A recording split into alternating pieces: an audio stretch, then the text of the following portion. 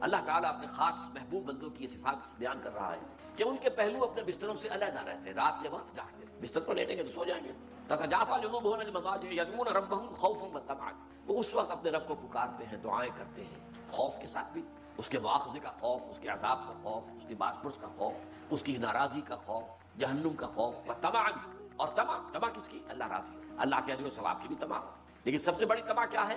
اللہ مجھ سے راضی. اس لیے سب سے اونچا مقام یہی ہے، رضی اللہ عنہم ورضوا عنہ، اللہ ان سے راضی ہو گیا، وہ اللہ سے راضی ہو گئے. یہ باہمی رضا ہے، بندہ اپنے رب سے راضی رہے، وہ رہے گا تسلیم و رضا.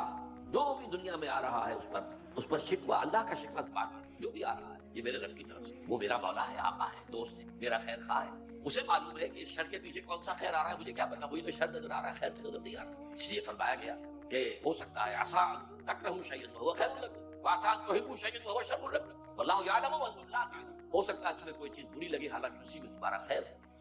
ممکن ہے تمہیں کوئی چیز اچھی لگتی ہو حالانکہ اس میں تمہارا لیے شر ہے. اللہ جانتا ہے تم اس کیفیت کے اندر دنیا کی زندگی گزارے، اللہ تعالیٰ آخرت میں اسے راضی کرتے ہیں، اللہ اس سے راضی ہو جائے. اس قرآن کو اچھی سے اچھی خوشلہانی کے ساتھ پڑھو.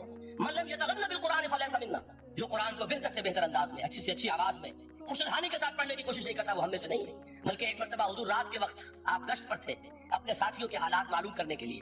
حضرت ابو موسیٰ اشعری رضی اللہ تعالیٰ عنہ ایک صحابی ہیں، ان کے گھر کے پاس سے گزر ہوا، وہ رات کو تہجد پڑھ رہے تھے، کھڑے ہوئے کیف کے عالم میں قرآن تلاوت کر رہے ہیں.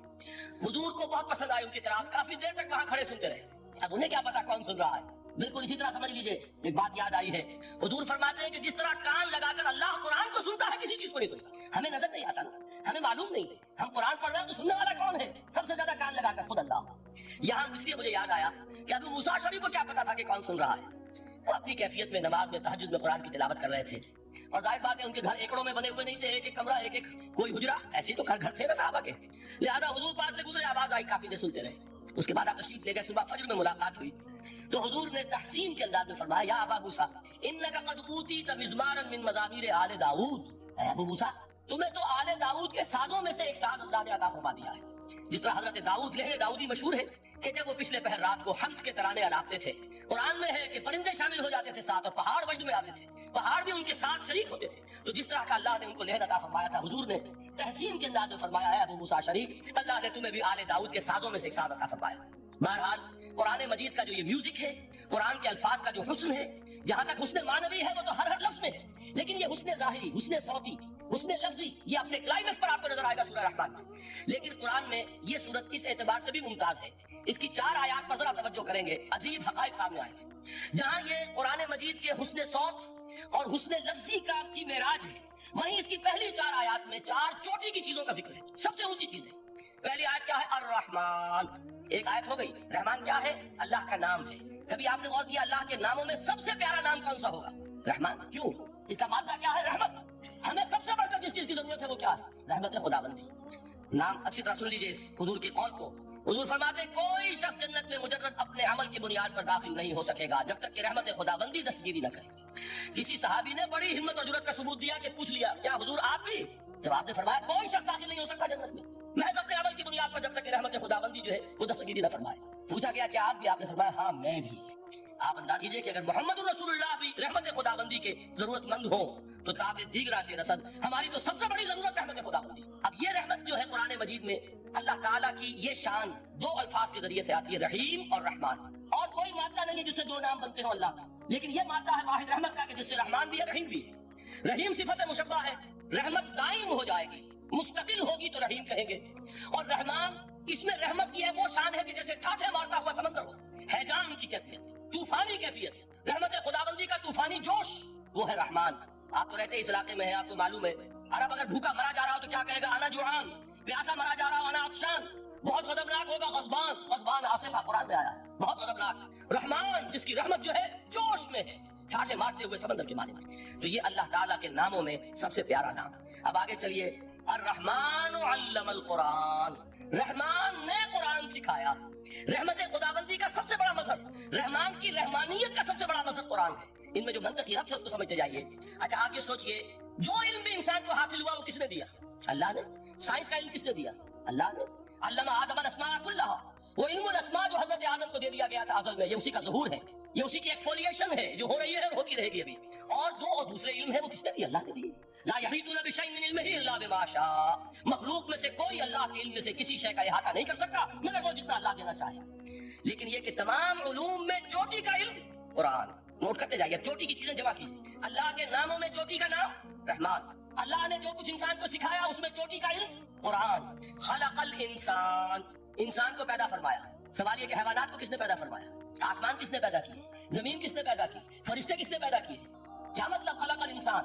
اس کی تمام مخلوقات میں اس کا کلائمیکس, اس کی تخلیق کی معراج, اس کے تخلیق کا نقطہ عروج انسان ہے. یہ ہے کہ جو مسجود ملائک بنا ہے. وَلَقَدْ كَرَّمْنَا بَنِي آدَمَ وَحَمَلْنَاهُمْ فِي الْبَرِّ وَالْبَحْرِ وَرَزَقْنَاهُم مِّنَ الطَّيِّبَاتِ وَفَضَّلْنَاهُمْ عَلَىٰ كَثِيرٍ مِّمَّنْ خَلَقْنَا تَفْضِيلًا. تو تخلیق میں سب سے اونچی تخلیق انسان کی, علموں میں سب سے اونچا علم قرآن کا, اللہ کے ناموں میں سب سے اونچا نام رحمان. کہ وہ ذات باری تعالیٰ سے جدا ہے. یہ بھی نہیں کہہ سکتے کہ اس کی ذات کا جزو لا ينفك. کچھ اسی طرح کا تعلق ہے قرآن مجید کا ذات باری تعالیٰ سے. لیکن یہ مسئلہ قرآن مجید میں خود بیان ہوا, اور سورہ حشر کی آیت میں تو یہ فرمایا گیا, اللہ تعالیٰ نے اپنے اس کلام کی عظمت کو یوں بیان کیا, وہ عظمت کما ہے جیسے کہ وہ فی الواقع ہے, اور جس کا کہ گویا کہ پورا ادراک ہمارے لیے اپنی بہت سی محدودیتوں کی وجہ سے ممکن نہیں. لیکن ایک تمثیل کے پیرائے میں سمجھایا, لو انزلنا هذا القرآن على جبل لرأيته خاشعا متصدعا من خشية الله وتلك الامثال نضربها للناس لعلهم يتفكرون. اگر ہم نے اس قرآن کو کسی پہاڑ پر اتار دیا ہوتا تو تم دیکھتے کہ وہ دب جاتا اور پھٹ جاتا اللہ کے خوف سے. اور یہ مثالیں ہیں جو ہم لوگوں کے لیے بیان کرتے ہیں تاکہ وہ غور کریں, تدبر کریں, سمجھیں. ما لا یدرک کلہ لا یدرک کلہ, اگرچہ بتمام و کمال عظمت قرآن کا فہم ان کے لیے ممکن نہیں ہے, لیکن کسی درجے میں تو کچھ انعکاس اس کا ہو جائے, کچھ اندازہ ہو جائے. انسان اپنی ذہنی سطح کے اعتبار سے, اس کی مناسبت سے کسی درجے میں عظمت قرآن کا اندازہ کر لے, تو اللہ تعالیٰ کے ان الفاظ کو سامنے رکھے, لو انزلنا هذا القرآن على جبل لرأيته خاشعا متصدعا من خشية الله. اب اس آیت کو سمجھنے کے لیے سورہ اعراف کی آیت نمبر 143 کو سمجھنا ہوگا, اسی اصول کے تحت کہ القرآن یفسر بعضه بعضا, قرآن کا ایک حصہ دوسرے حصے کی تشریح کرتا ہے. وہاں یہ واقعہ بیان ہوا ہے کہ حضرت موسیٰ علیہ السلام کو جب اللہ تعالیٰ نے کوہ طور پر طلب فرمایا 30 راتوں کے لیے, جس میں بعد میں 10 کا اضافہ کر کے وہ ایک 40 رات کا ایک کورس بنا, دن رات.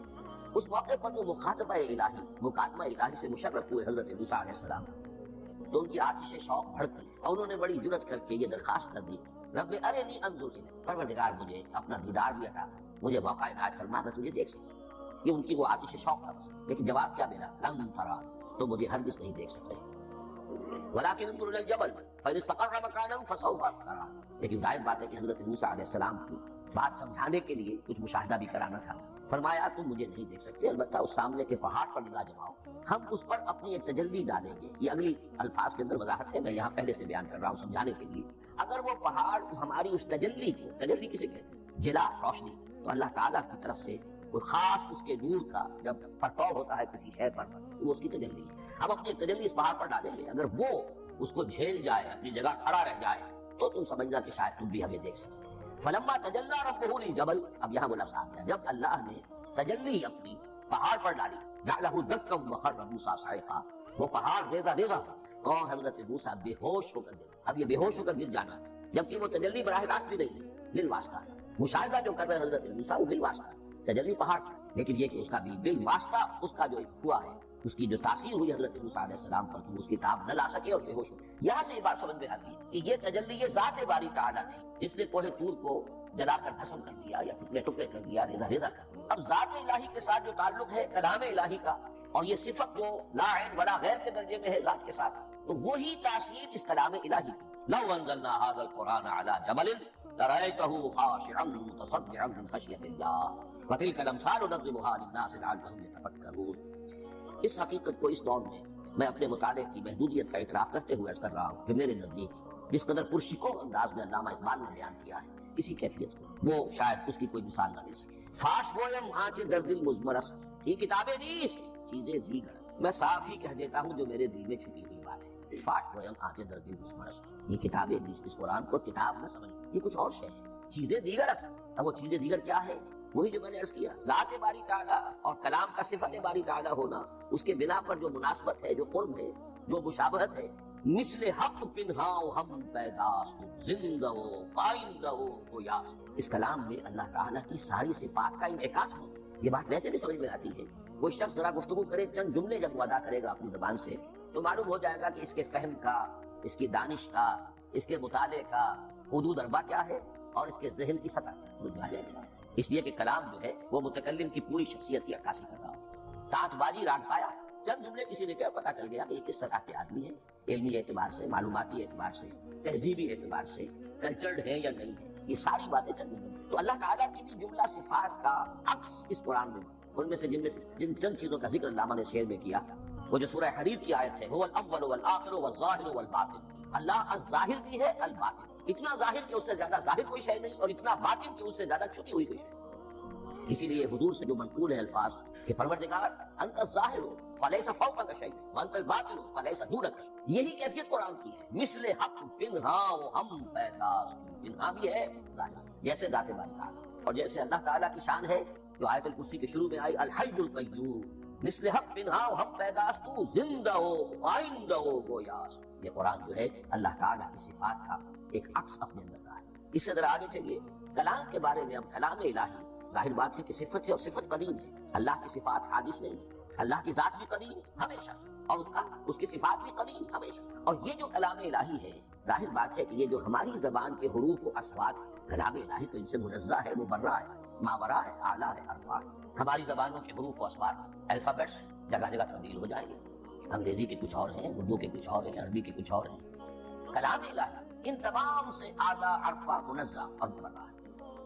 یہ کلام الہی جب بھی نازل ہوا ہے، ظاہر بات ہے حضرت موسیٰ پر اگر کتاب اتاری گئی وہ بھی علم الہی سے آئی، لیکن وہ عبرانی زبان میں آئی.